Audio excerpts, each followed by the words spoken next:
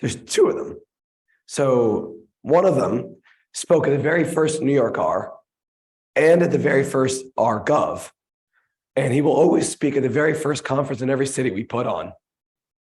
Despite him being the reason the only time I've ever used Stata was because of him. I'm still bitter about that. And our other speaker speaking with him met him at this conference back when he gave a talk. She got a job of him and she gave a talk the next year. So she's also a repeat speaker. And beyond that, our other speaker, she actually teaches Bollywood in Maryland.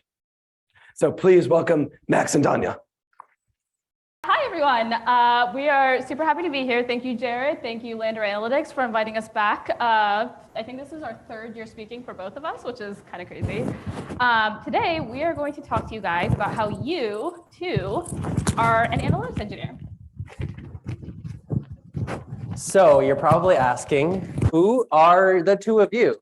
Maybe you're not, because Jared just gave a very nice introduction, but I'll tell you anyways. So like he said, we both like R. We met at this conference, and I only own one shirt, which I am very proud to be wearing today, which I was also wearing in 2015 when I talked about survey analysis. And then I wore it again in 2018 when I talked about survey analysis. And at that talk, I said, I want an infinite recursion photo. So please get this photo where it's me talking about me. And I'm just going to keep doing this every single time. Enough about me. Danya? So I don't need that infinite recursion photo. So I do change my outfit every time I speak. But yeah, in this picture over here, when Max was talking about SQL for everyone, that's actually when I met him at this conference. And I was in the market for a new job and I met him and I was like, oh my gosh, this sounds like a great place to work. And so rest is history. It's been 4 years. In 2019, I had the opportunity to speak here, which was great. In 2020, I did it virtually. And now I am super happy to be back in person. And yes, my fun fact is I'm also a Bollywood dance teacher at Zind Academy. So if you ever want to do some Bollywood dance, I'm always down. And then the actual important part that's like related to us is that we're also clean tech data scientists at Arcadia. Hence the song Energy. Yes.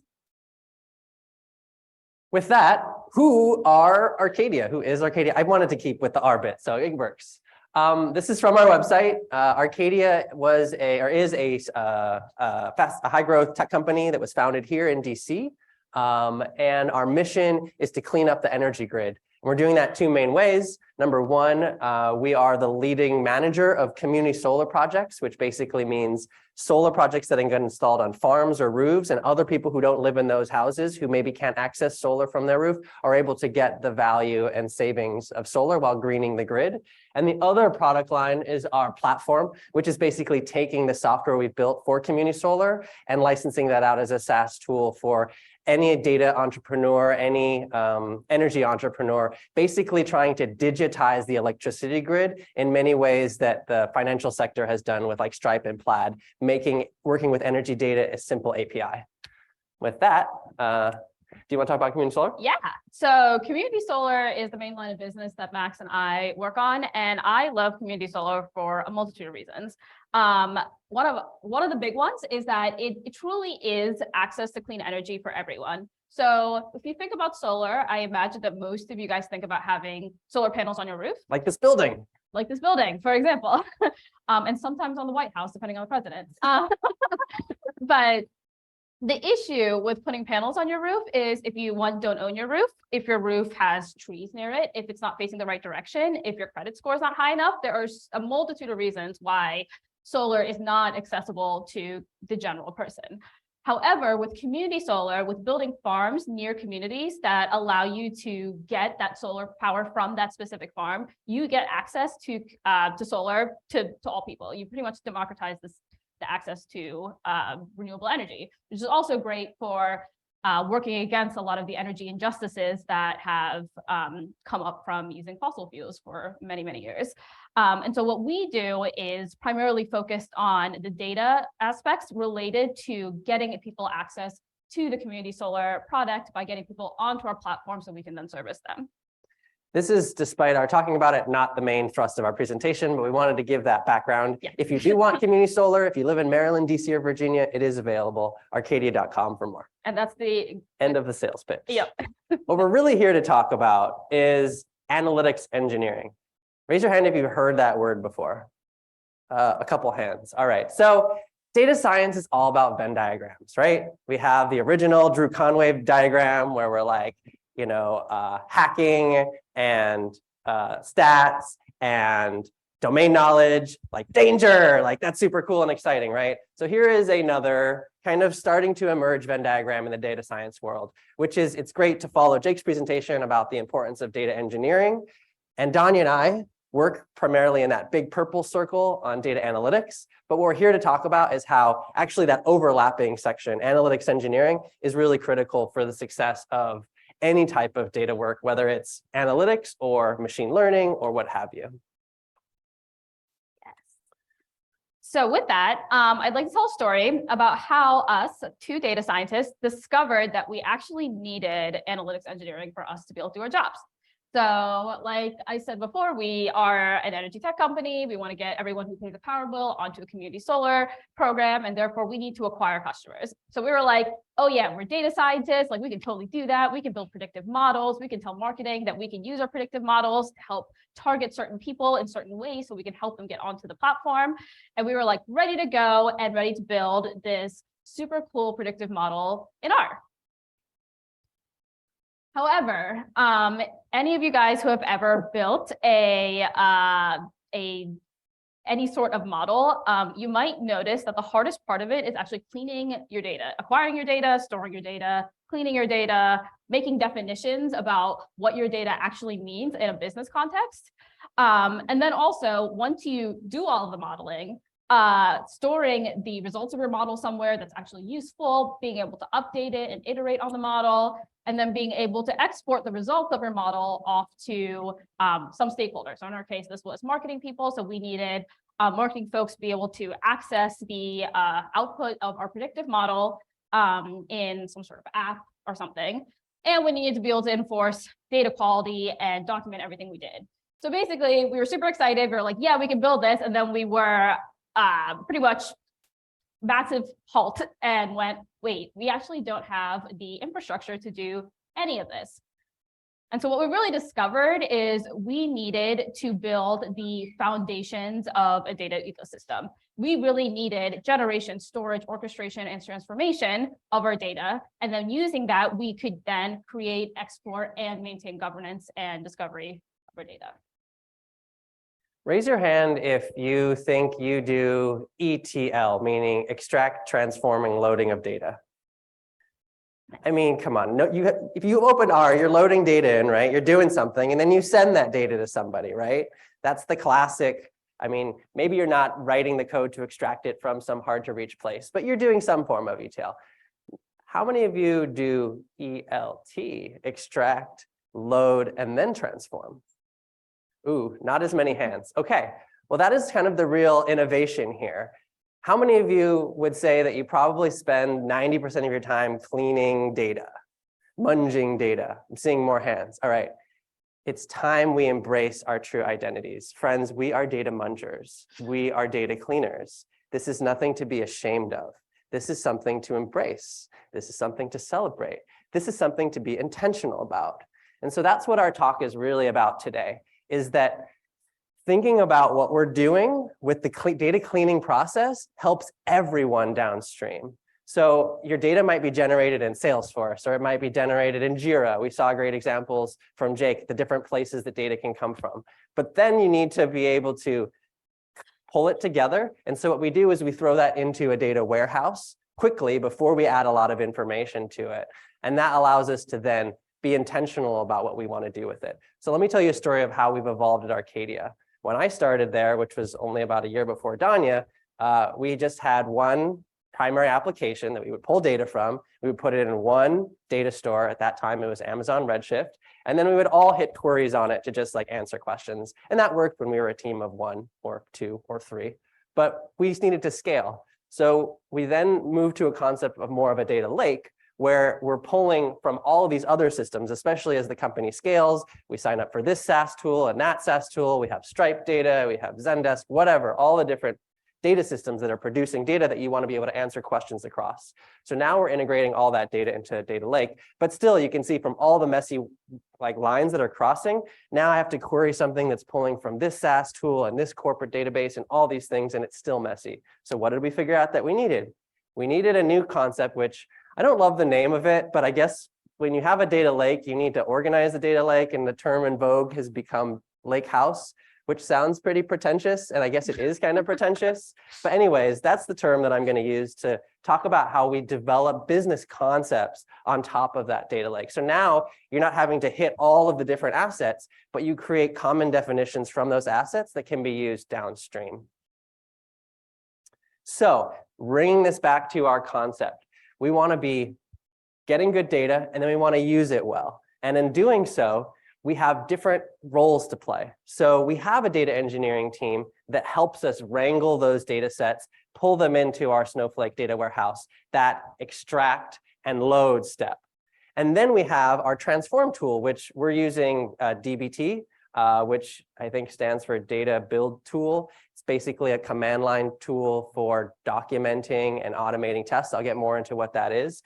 And that is what we're really using for our data analytics engineering layer. And then we have our downstream analytics and modeling that flows from that. And so what we've realized is we have a role to play as analysts, not just in the analytics downstream, but also in defining the core business concepts. So what are some of the advantages of using a lakehouse or some sort of transform layer? First of all, when we are developing new business concepts, like Danya had the example of what is a customer? Like, how do you define what a customer is? Surprisingly hard. You would think it's easy. It's actually very nuanced, and lots of people have different takes on it. So if you want to develop a concept of a customer, but then, oh, you got a new product that just emerged, and we need to also consider them customers when before we didn't call them customers. Okay, I'm going to change that, but what's that going to affect downstream and all of the other models and data sets? So the lakehouse runs tests and allows you to see, oh, okay, if you change the name of this thing or you change the way it's ingesting data, it's going to break these other things down that are being used. So it actually is bringing a kind of engineering rigor to the analytics and documentation that you're doing. The next thing are these configurable tests. So yeah, the code QA is basically like, we can push our code and it will run and create a QA instance of it before we ever push it live into Tableau or any business intelligence tool downstream, so that people can actually check it and see the numbers and how they're going to change before they actually change.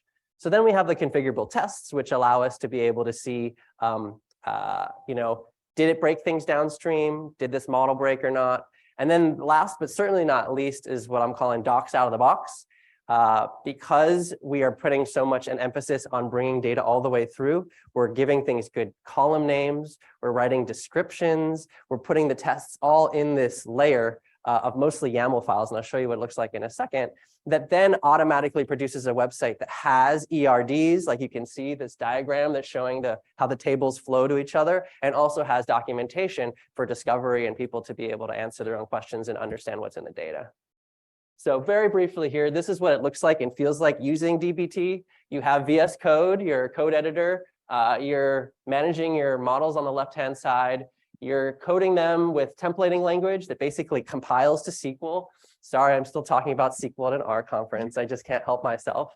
And then here on the right in the YAML file is where you're doing the documentation. And so when you build your DBT models, it then creates the table and runs all the tests that you specified on it. Okay, so Max likes to not talk about R at our conferences. I'm going to try and bring it back in a little bit. So going back to the original problem statement, what we were asked to do was to build a predictive model that would predict the likelihood of a customer staying a customer, given that they convert based on a bunch of features. And what we really wanted to do was make this a production ML model where the customer, so in our case, let me not use the word customer, the stakeholder, which in our case is marketing, will have the latest version of our model that is learning every time we get new data, every time we get new customers, and helps them identify who they should be focusing on. And so the basic first step is the machine learning workflow, right? So we need a bunch of model inputs. In this case, we were looking at demographic, psychographic, and geographic data, and we were combining that with survival data of past and current customers. And basically survival data meaning how long did they stay? Are they still a customer? Did they leave? When did they leave? From there, we did actually use R. We use survival analysis packages in R, the specific ones being RMS, Survival, and Survive Minor. And doing that, we were able to create this pretty nifty probability of survival model at a selected time period. So essentially, at 30 days, we could say this customer or this individual, based on their demographic, psychographic, geographic data, is whatever percentage likely to still be a customer at 30 days or 90 days or 1 year, what have you. But what we really wanted to do was take that entire model and throw it into this DBT structure. So you are in a situation where you can continue to get more observations, continue to have your model learn from those new observations, continue to make different predictions, and save those different predictions into a production model that you then send off to your stakeholders. So what DBT suggests, and the way that we implemented it, was with these 3 different models. One thing that is confusing is with DBT, the language used a lot in analytics engineering is a table is called a model, but in modeling, a model is called a model. So those 2 things are confusing. In this particular case, I am talking about tables. So the observations model or table, if you structure it in a way where there is exactly 1 record per observation that you can make a prediction on, you now have 1 set of all the observations that you want to apply your survival model onto. From there, once you do the actual survival modeling and you build your model, you want it to output into a predictions model or table in this case. And that table, you want it structured where there is exactly 1 record per prediction, but there might be multiple records per observation, meaning in this case, if you're customer one, the first prediction on 10/1, you have a prediction of 1 year. For the same customer 1, the second prediction on 10/2 is 1.5 years because it learned from more information. That's an example. And then finally, you want your production model. So your stakeholder always wants to know what is the latest version of this model with the most information that has learned the most. And that is when you join your observation model that has all of the geo, demo, whatever psychographic data for your customer, and then the latest prediction. And that latest prediction is what gets pulled into all of your reports and exports. And the entire cycle is interconnected. So a better way to look at this is in visual diagram form. So you have your observations model table. It goes into your actual survival analysis model. The output goes into your predictions model / table, and you pull those 2 things together to your production model table. And that gets put out as either an export, a data export, a report, whatever way you want to surface this to your stakeholder. Awesome. So we've been on a journey, Danya and I, at Arcadia on this. There was a data engineer who was like, hey, everyone, I heard about this cool tool called DBT. Should we try it? And half of our analysts are on PCs and are more point and click, and half of our analysts are on Macs. We're on Macs, as you can tell. And we're more conversant in the command line. So it was scary. Change is scary. And so what ended up being really helpful was finding a community of practice, first within our company, but also outside of it, talking to people to understand like how this stuff is done. I mean, this R conference is a great example of a community of practice and why we keep coming back here, even as our talks are less and less or more tenuously related to R, because having people to be able to talk to about this stuff makes it less scary. I also think that it's a team sport. Like this is a thing where we didn't know right away what to do. So we started setting up like an office hours session and working through it. And then last but not least, like expertise is really valuable. So having a data engineer who was able to start playing with it and understanding how to actually implement it in our GitHub instance and like that, so we could actually start using it And then we, as the analysts, started translating the benefit and explaining that to other analysts and other people of the company of like why we should be doing this and spending the time. But it really wasn't until we hired somebody who had done this at multiple companies who really was able to bring a lot of that together. And so, with that, I want to acknowledge a lot of the content here comes from Sam Swift, our VP of Platform, who helped us really think about DBT. He's given similar talks like this at DBT conferences. And I also want to acknowledge and appreciate our colleague, Nino, who did a lot of the modeling work as well and is now a data scientist at GoFundMe. And so, yeah, with that, thank you all. Thank you.